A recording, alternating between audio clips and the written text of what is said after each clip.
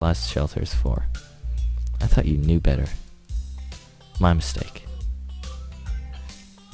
My home's pretty far away from any major military sites, so the fallout following a nuclear exchange is a bigger concern than the blast itself. What this will do is keep the dust and other particulates away from me, my food supply, and my sleeping area. It's gotta last me at least 14 days though. 14 days is a pretty long time. It is. I need 1 liter of water a day for drinking, 2 optimally so that I can wash as well.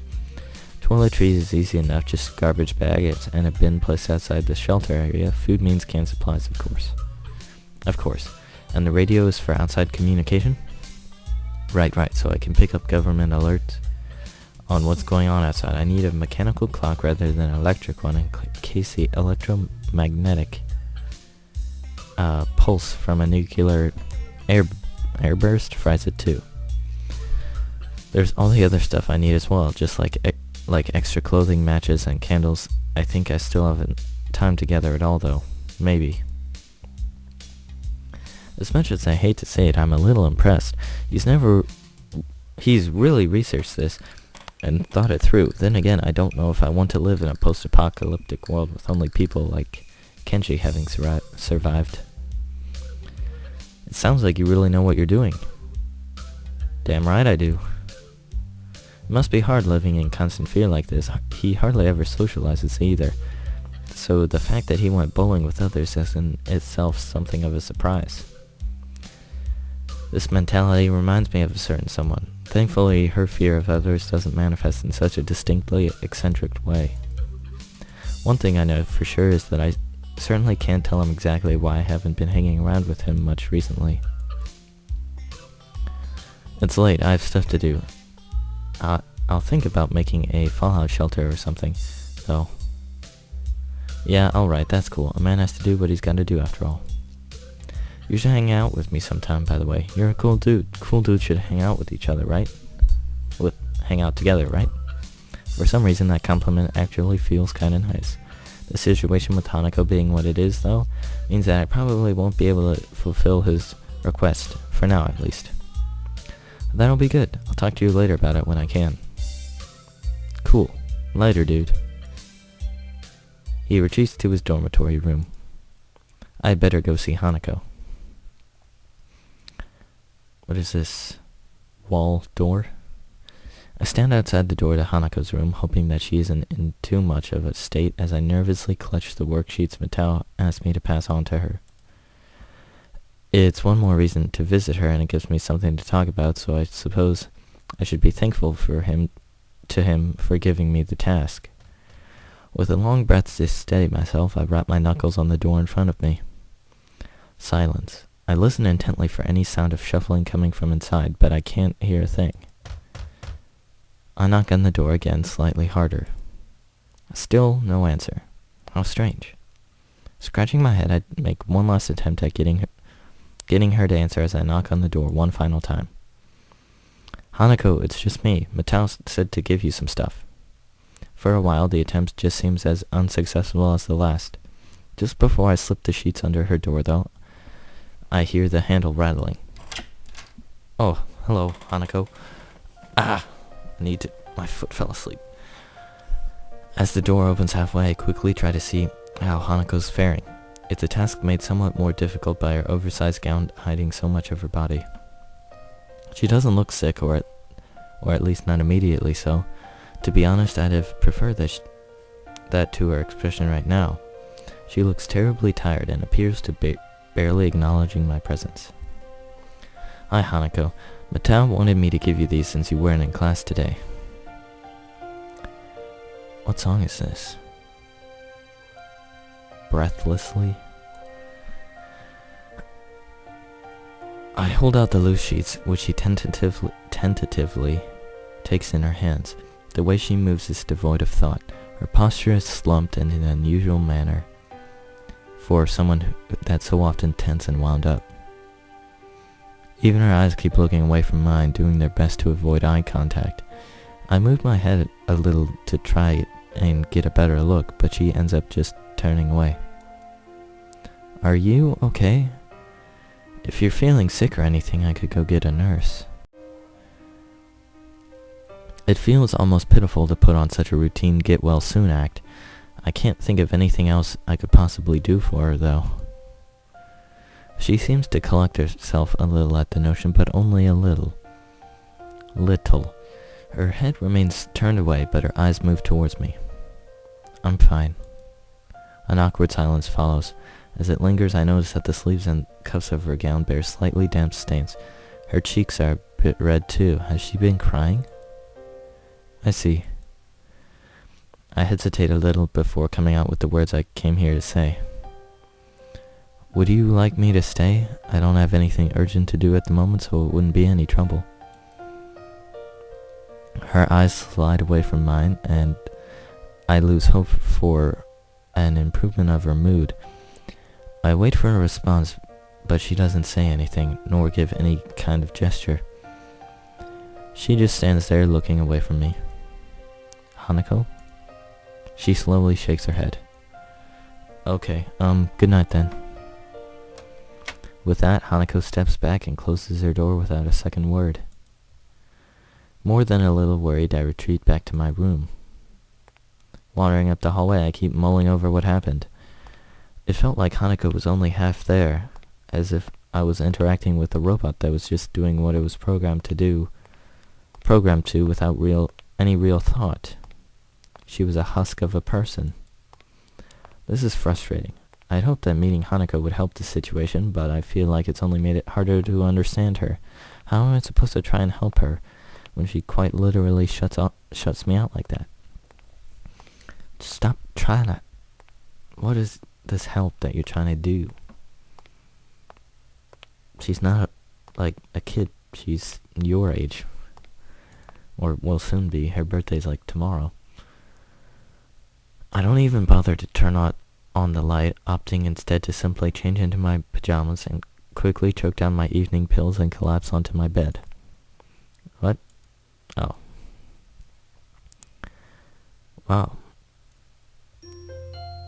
Not gonna lie, that was a pretty depressing day, because Hanako spoke like 2 sentences.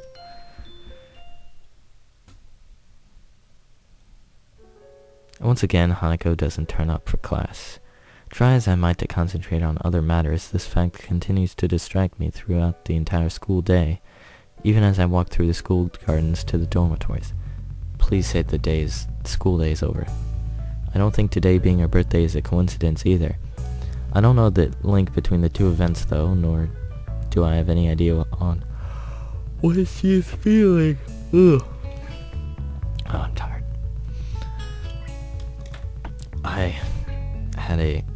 I was behind in my chemistry class, so I had a full day, classes, like 7 hours. 4.5 hours, I think, I spent after that doing chemistry lab. Oh, that's tiring. And then I had to walk an hour home. Yeah. Long day yesterday. Were it physical pain, I could at least provide some limited comfort. With something like this, though, I have no idea where to start. I run the people I know through my head, thinking about whether they could help. Shizune and Misha don't know that much about Hanako, and what little they do know, they can't tell me. Same for the nurse. In the end, there's only one person that knows Hanako well and would be willing to tell me anything. I'm assuming that's Lily. Entering my dormitory room, I notice something that takes me off guard. It's starting to feel familiar. With everything that's going on around me, I'm thankful that this room started to finally be somewhere I can relax a little. When I first entered Yamaku, it felt immediately foreign in every way, from the untouched neatness to the way it smelled. Focusing what was that? Back on the task at hand, I throw my bag onto the bed as I open the top drawer of my desk. Before she left, Lily told me the number to call her on while in Scotland, and I wrote it down. In hindsight, I wonder if she knew something like this could happen. Now that she's out of reach, I realize just how much both Hanako and I have relied on her for guidance. I dig around drawer after drawer looking for that damned piece of paper. Eventually, thankfully, I find it nestled under a borrowed library book. Now I'm talking to a phone. Not bad connection. Right now, my phone, 0 bars. Great. I probably should have just entered it directly into my cell phone, come to think of it. Without further ado, I enter the numbers and anxiously press the call button. Eventually, the phone picks up, a feminine voice I don't recognize on the other end. It's probably Lily's mother. Sit down. English. Oh, okay, yeah, I forgot. Talking in Japanese. Suddenly finding myself unprepared, I realize I can't understand a word she says, either due to my limited vocabulary or heavy accent. How would you know she has an accent if you can't even speak English? Oh, okay. I should have anticipated this since, according to Lily, her mother is a native Scot. I soldier on in the hope that she must know some Japanese, considering it's her daughter's native language. It's Hisao Nakai speaking. An enthusiastic sound of realization can be heard as she recognizes the language. My feeling of relief is immense. Ah, you must be one of Lily's friends from school, correct? Even so, her accent means I have to concentrate to work out what she's saying. Yeah, that's right. Pleased to meet you, Mrs. Satao. It's so nice of her to find someone so polite. Lily, dear, it's for you. Her mother seems nice, if a little over-enthusiastic given the mundane situation. There's a small silence as Lily takes her time getting to the phone. In the distance, I can just make out her mother scolding her playfully for just getting up. Oh, did you not think of the time difference? Hello, Lily speaking. You sound awful. She makes a sound somewhere between a dying animal and a yawn. Yeah. One thing I did remember to check before calling was the time zone. It'd be pretty late in the morning over there, so she really has no excuse. Not feeling well? Just tired. What time is it there? Late afternoon. School finished for the day not long ago. Hanako's not well, is she? Yep. That was quick. My assumption that she must have known something like this could happen seems to have been on the mark. How did you know? Because today is her birthday. I'd hoped she might have gotten at least a little better after coming to know you, but how is she right now? She missed school today and yesterday. I still have to check up on her today. To be honest, after seeing how she was when I talked to her yesterday, I'm pretty anxious. Moment of decision. I really have no idea what to make of it. Has this happened in the past? Is this relating to her scarring in some way? Unfortunately so. Roughly the same thing happened last year when her birthday came up. As far as I can tell, it's because her parents died in the accident that caused her scarring, and Hanako blames herself for their deaths. What she says does seem to make sense. If she's blaming herself on her birthday, she may well be ruining... What? Ruining? Ruining. Is that right? Ruining? That she was ever born. Hanako had mentioned her stay in the orphanage to me. Maybe I should take some heart that she trusts me enough to tell me such a thing. Lily seeming so in the dark about it, though, almost to the extent that I am, is a surprise. So that's why she lives in the student dormitories as well? Has she told you any more about the accident? As close as we've come, she's very barely told me anything about what happened. What I know about it is largely conjecture. She sounds depressed, almost defeated. Considering the trauma Hanako must have gone through, I can't really fault Lily for not knowing. It's a pretty good song. Nevertheless, she seems to consider it a personal failing. Don't blame yourself, Lily, with everything she's gone through. There's a long silence from the other end of the line. I begin to wonder if the call cut out before the voice at the other end speaks once again. There is another person, though, that has been a subject of worry for me as of late. Oh? Is she gonna say, like, you, Hisao? You. I run to the people she could be talking about in my head. The only friends she seems to keep very close are Hanako and I, though there's Akira as well. Yep, that person is you, Hisao. There's another silence on the line, but this time it's caused by me. Making others worry about me is something I've very actively tried to avoid since coming to Yamaku. Indeed, even my interaction with Hanako has helped stave off any major health problems thanks to our relaxed and slow-paced lives. What is there to worry about over me? I apologize, I didn't mean any offense. Sorry, I was just taken a bit off guard. Still, isn't Hanako a bigger problem at the moment? For some time now, I've thought that the both of you may be feeding into each other's more worrying habits. I tried to amend this before leaving, but it seems to have done little. Worrying habits? When I asked you about what you had in mind for the future, your answer was very similar to what Hanako has said in the past when that question was posed to her.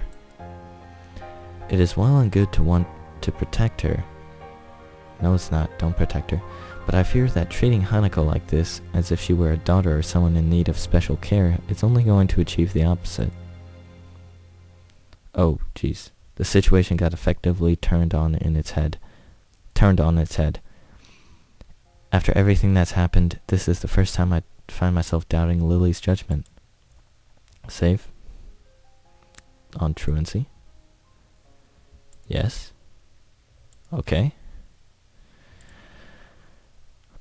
You find yourself doubting Lily's judgment. Well, in that case, you're wrong, Hisao. Agree with Lily. I don't want to admit it, but she may have a point. Something else bugs me, though.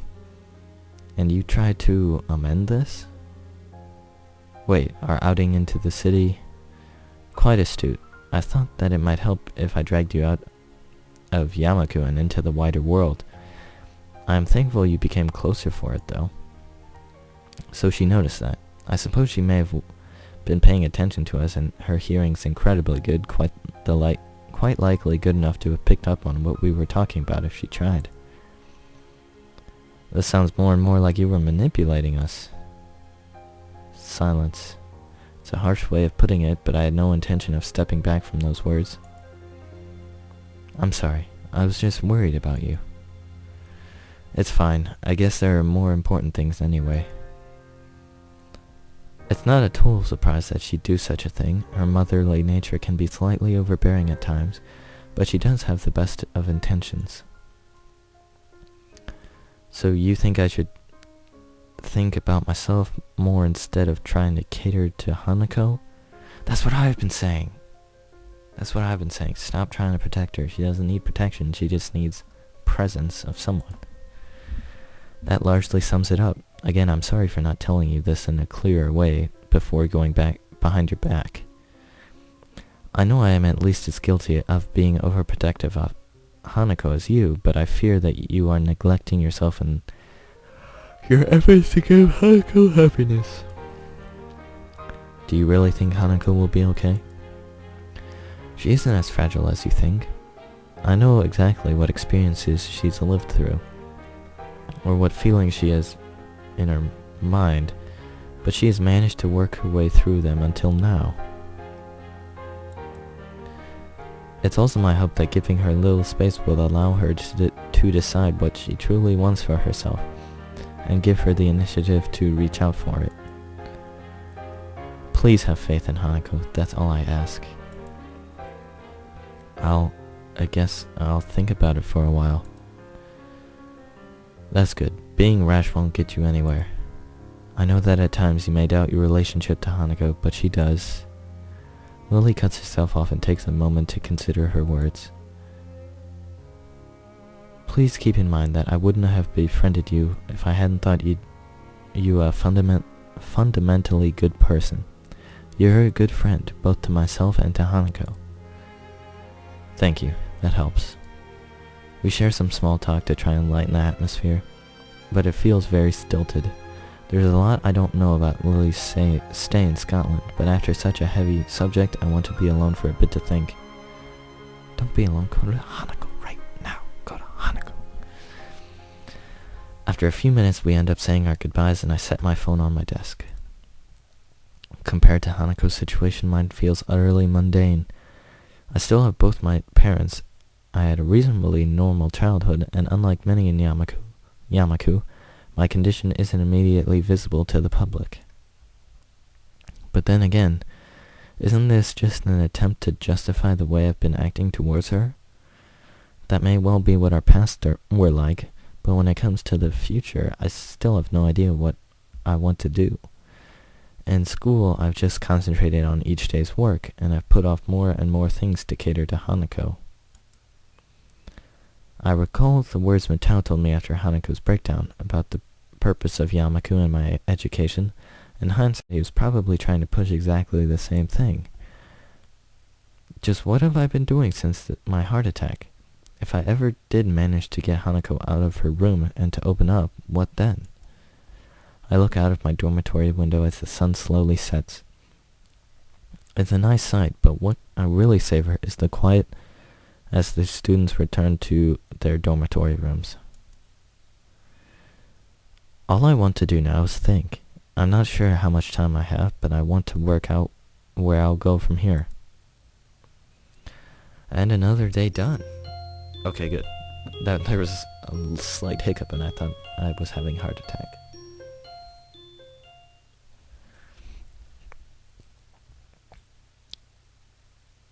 I might just stop it here and continue this on later.